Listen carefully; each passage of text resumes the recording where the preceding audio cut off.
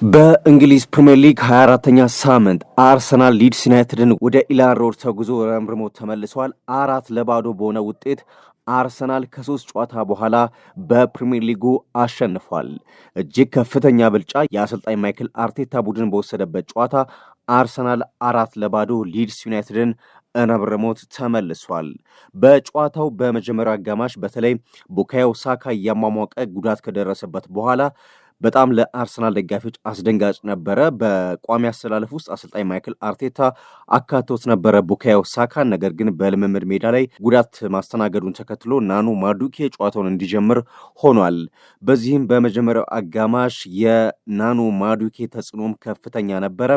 ቡካዮ ሳካን ቀይሮ የገባው ናኑ ማዱኬ 2 ኳሶችን አመሻሽቶ አቀብሏል። በመጀመሪያ አጋማሽም እጅግ አስደናቂ እንቅስቃሴ ካደረጉ የአርሰናል ተጫዋቾች መካከል ኑኖ ማዱኬ ይጠቀሳል። በነገራችን ላይ ጨዋታው እንደጀመረ በጣም ውጥረት የተሞላበት ጨዋታ ይመስል ነበር። በተደጋጋሚ ሊድስ ዩናይትዶችም ወደ አርሰናል የሜዳ ክፍል እያለፉ ፔናልቲ ቦክስ ጭምር ውስጥ መገኘት ችለው ነበረ። በተለይ አምፓዱ የሞከረው ኳስ አስደንጋጭ ነበረ። ከዛ በኋላ ግን አርሰናሎች ሙሉ በሙሉ ጨዋታውን መቆጣጠር ችለዋል። ያም ተሳክቶላቸው ግብ ለማስቆጠር በቅቷል። በነገራችን ላይ በጨዋታው በጣም አስደናቂ እንቅስቃሴ ሲያደርግ የነበረው ኑኖ ማዱኬ ጨዋታው ክፍት ቢሆንም በ5 ተከላካዮች ለመጫወት ሲሞክር የነበረውን የሊድስ ዩናይትድ ተከላካዮችን ሲያተራምስበት የነበረበት መንገድ አስደናቂ ነበር። በዚህም በ27ኛው ደቂቃ ከኑኖ ማዱኬ የተሻገረውን ኳስ ዙቢሜንዲ አስቆጥሮ አርሰናሎች ጨዋታውን መምራት ጀመሩ።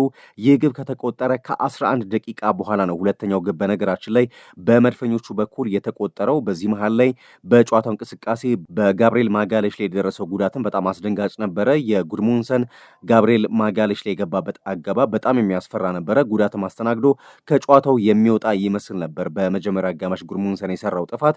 ያንን ተከትሎም ስቱዋርት ሃትዌል በነገራችን ላይ የቢጫ ካርድ በመጀመሪያ አጋማሽ ለጉድሙንሰን አስመልክቶታል። ከዚህ ቢጫ ካርድ በኋላ ባደረጉት እንቅስቃሴ በተገኘው የማዕዘን ምት ኑኖ ማዱኬ ያሻገረውን ኳስ ግብ ጠባቂው ዳርሎና እንደዚሁም የሊድስ ዩናይትድ አጥቂ ካልቨር ሊዊን መናበብ አቅቷቸው ነው ዳርሎ በራሱ ላይ ሁለተኛውን የአርሰናል ግብ ማስቆጠር የቻለው። በዚህም በጣም አስደናቂ እንቅስቃሴ የማይክል አርቴታ ቡድን አድርጓል።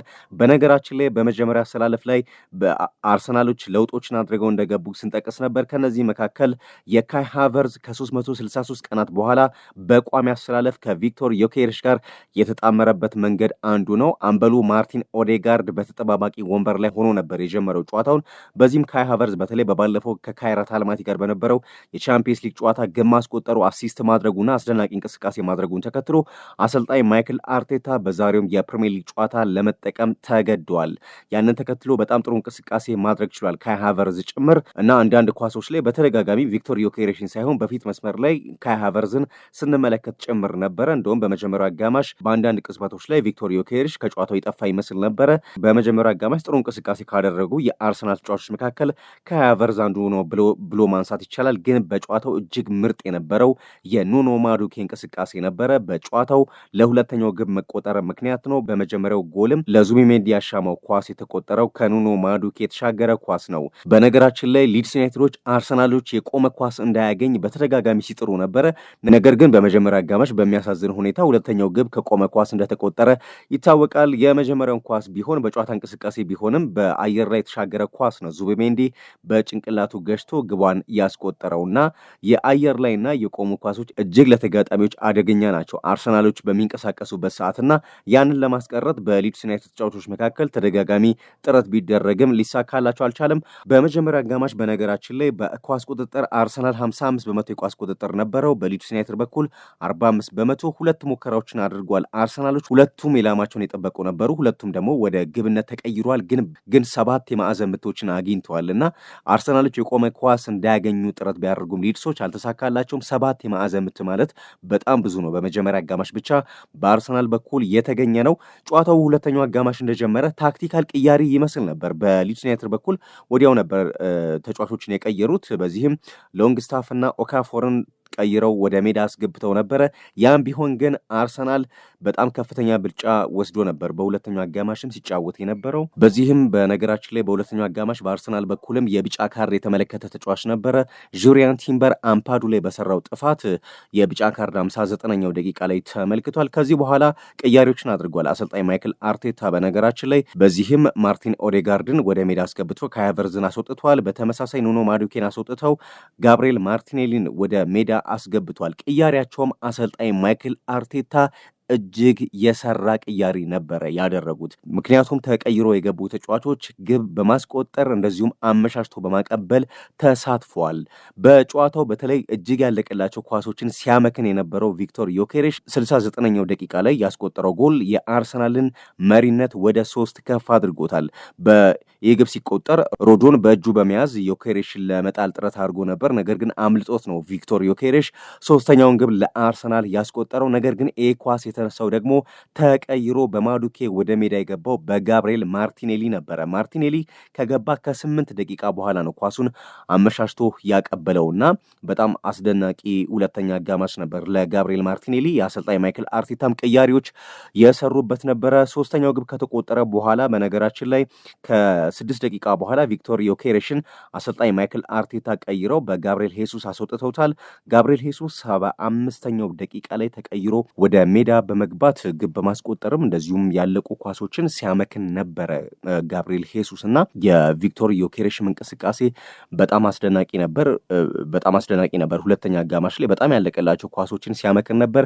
ከዛ በኋላ ግን የገባው ጋብሪኤል ሄሱስም አሰልጣኝ ማይክል አርቴታን አላሳፈረም። በነገራችን ላይ ያለቀላቸው ኳሶችን ስቶ ነበር። በተለይ ከዴክላን ራይስ የተቀበለውና ወደ ውጭ የወጣበት ኳስ እንደዚሁም በጭንቅላሽ ገጭቶ ዳርሎ ያወጣበት ኳስ ለጋብሪኤል ሄሱስ የሚያስቆጩ ሙከራዎች ነበሩ። ተቀይሮ ከገባ በኋላ እንደውም በጨዋታው 2 እና 3 ግቦችን ማስቆጠር ይችል ነበር እንዳገኛቸው ድሎች ጋብሪኤል ሄሱስ። ነገር ግን በጨዋታው 86ኛው ደቂቃ ላይ ከማርቲን ኦዴጋርድ የተሻገረለትን ኳስ በግራ ጠርዝ አክሮ በመምታት ዳርሎ ላይ ግብ አስቆጥሯል። ግብ ጠባቂው ምንም ማድረግ የማይችለውን ኳስ ነበረ አራተኛውን ግብ ጋብሪኤል ሄሱስ ለአርሰናል ያስቆጠረው። በጨዋታው ሁለተኛው አጋማሽ ላይ ተቀይረው ከገቡ የአርሰናል ተጫዋቾች አስደናቂ እንቅስቃሴ ካደረጉት መካከልም ጋብሪኤል ሄሱስ ይጠቀሳልና በጣም አስደናቂ እንቅስቃሴ ነበር ያደረገው። እንደዚሁም በጨዋታው ካላፊዮሪን በነገራችን ላይ ተቀይሮ በኢንካፔ ወደ ሜዳ ገብቶ ተጫውቷል። በጣም ጥሩ እንቅስቃሴ አድርጓል። የጋብሪኤል ሄሱስ ግብ ሲቆጠር ተሳትፎ ካደረጉ የአርሰናል ተጫዋቾች መካከልም ካላፊዮሪም ይጠቀሳልና እሱም ተሳትፎ አድርጓል። ከዛ ውጭ ኤብሬቺዜም 81ኛው ደቂቃ ላይ ተቀይሮ ገብቶ እንደዚሁ የጨዋታ እድል ተሰጥቶት ነበረ። ከ80 በኋላ እንደዚሁ ሊድስ ዩናይትዶች ግብ ለማስቆጠር ነቅለው በሚሄዱ ሰዓት ያገኙትን ክፍተት ተጠቅሞ ነው አርሰናሎች አራተኛ ግብ ያስቆጠሩትና የመድፈኞቹ ዛሬ በጣም ከፍተኛ ብልጫ ወስደው የተጫወቱበት ጨዋታ ነበረ። በነገራችን ላይ ለአርሰናል ቀላል ከሚባሉ ቡድኖች መካከል ሊድስ ዩናይትድ ይጠቀሳል። በመጀመሪያው ዙርም አርሰናል ከሊድስ ባደረጉት ጨዋታ አርሰናል 5-0 ማሸነፉ ይታወቃል። እንደውም በዛ ጨዋታ ጁሪያን ቲምበርና ቪክቶር ዮኬሬሽ 2 ግቦችን ቡካዮ ሳካ 1 ግብ ማስቆጠሩ ይታወቃል። ግን ያለፉትን የሊድስ ጨዋታዎች ስንመለከት ሊድስ ዩናይትድ በጣም ጠንካራ ቡድን ነው። ባለፉት 10 ጨዋታዎች የተሸነፈው 1 ጨዋታ ነበረ። በፕሪሚየር ሊጉም ከ2 ጨዋታዎች በኋላ ነው ሽንፈት ያስተናገደው ማለት ይቻላል ሊድስ ዩናይትድ። አርሰናል ደግሞ ከ3 ጨዋታዎች በኋላ ወደ ድል የተመለሰበትን ውጤት የአሰልጣኝ ማይክል አርቴታ ቡድን አስመዝግበዋል። በዚህም ማንቸስተር ሲቲና አስቶን ቪላ እስኪጫወቱ ድረስ በመካከላቸው ያለው የነጥብ ልዩነት በድጋሚ ወደ 7 የሰፋበት ውጤት ነው አርሰናሎች ያስመዘገቡት። ሌሎች ከጨዋታው ጋር የተያዙ ጉዳዮችን ደግሞ እንመልከት። በነገራችን ላይ በዚህ ጨዋታ ላይ ዙቢሜንዲ ግብ አስቆጥሯልና 4ኛ ግቡን ነው ዙቢሜንዲ ያስቆጠረው። ከፍጹም ቅጣት ምት ውጭ ባስቆጠሩ ተጫዋቾች በነገራችን ላይ ዙቢሜንዲ ከትሮሳርድ ቀጥሎ 2ኛ ደረጃ ላይ መቀመጥ ችሏል። 4 ግቦችን በዚህ የውድድር ዓመት አስቆጥሯልና ይህ ለማርቲን ዙቢሜንዲ አስደናቂ ቁጥር ነው። ከዛ ውጭ ግን ከማዱኬ ጋር የተያዘው መረጃ በጣም አነጋጋሪ ነው። ኑኖ ማዱኬ ከ412 ቀናት በኋላ ነው የመጀመሪያ ግብ ለሆነ ኳስ አመሻሽቶ ያቀበለው። ለመጨረሻ ጊዜ 2024 ላይ ነበር ግብ ለሆነ ኳስ በፕሪሚየር ሊጉ አመሻሽቶ አመሻሽቶ ያቀበለው። ከዛ በኋላ በአርሰናልም የመጀመሪያ አመሻሽቶ በፕሪሚየር ሊጉ ያቀበለበት ሆኗል ኑኖ ማዱኬ። ይህም በጣም አስገራሚ ቁጥር ነው። በነገራችን ላይ አርሰናል ዛሬም ኦን ጎል አስቆጥሯል። ያው የሊድሱ ግብ ጠባቂ ዳርሎ ነው ሁለተኛውን ጎል ራሱ ላይ ያስቆጠረውና 5 ግቦችን ከአርሰናል ጋር የሚጫወቱ ተጋጣሚ ክለቦች በራሳቸው ላይ አስቆጥሯል በዚህ የውድድር ዓመትና አርሰናሎች ካስቆጠሯቸው ግቦች 5 ግቦችን በራሳቸው ግብ ላይ ክለቦች አስቆጥሯል። ከዛ ውጭ ቪክቶር ዮኬሬሽ 5 አስቆጥሯል፣ ትሮሳርድ 5 አስቆጥሯል፣ ራይስ 4 አስቆጥሯል፣ ቡካዮ ሳካ 4 አስቆጥሯል፣ ዙቢሜንዲ 4 አስቆጥሯል እና ኦን ጎል በማስቆጠር በዚህ የውድድር ዓመት አርሰናል ከፍተኛውና የመጀመሪያው ቡድን ነው ማለት ይቻላል። በአጠቃላይ ግን በጨዋታው አርሰናሎች 8 ኢላማውን የጠበቀ ሙከራ አድርገዋል እና ይህ በጣም ከፍተኛ የሚባል ቁጥር ነው። 12 የማዕዘን ምት አግኝተዋል፣ 14 ሙከራ አድርገዋል። በተለይ ቪክቶር ዮኬሬሽ እና ጋብሪኤል ሄሱስም ተቀይሮ ከገባ በኋላ ያመከኗቸው ኳሶች የአርሰናልን የግብ መጠን ወደ 5 እና 6 ማስፋት የሚችልበት እድል ነበረው። ነገር ግን የሳቷቸው ኳሶች አርሰናሎች በራሱ ጨዋታው 4-0 ብቻ እንዲጠናቀቅ አድርጎታል እንጂ አርሰናሎች በሁለቱም አጋማሾች እንደነበሯቸው ብልጫ ከ5 እና ከዛ በላይ ግቦችን አስቆጥረው ሊድስ ዩናይትድን ማሸነፍ ይችሉ ነበር። ነገር ግን 4-0 በሆነ ሰፊ ውጤት በአርሰናል ፍጹም የበላይነት የተጠናቀቀ ጨዋታ ነበር። ጨዋታው ሲጀምር ግን የመጀመሪያዎቹን 10 ደቂቃዎች ብቻ ስንመለከት ሊድስ ዩናይትድ በጣም አስፈሪ እንቅስቃሴ ሲያደርግ ነበር። ኋላ ላይ አርሰናሎች ኳሱንም ጨዋታውንም ተቆጣጥረው ከፍተኛ ብልጫ በመውሰድ ጨዋታውን 4-0 በሆነ ውጤት አሸንፈው ወጥቷል።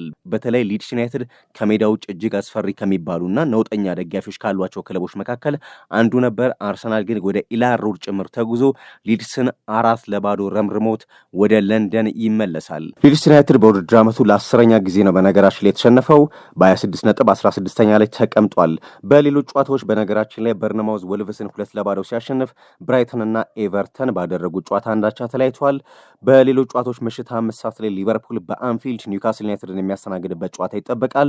እንደዚሁም ቼልሲ ከዌስትሃም 2 ሰዓት ከ30 ጀምሮ ጨዋታቸውን እያደረጉ ይገኛሉ።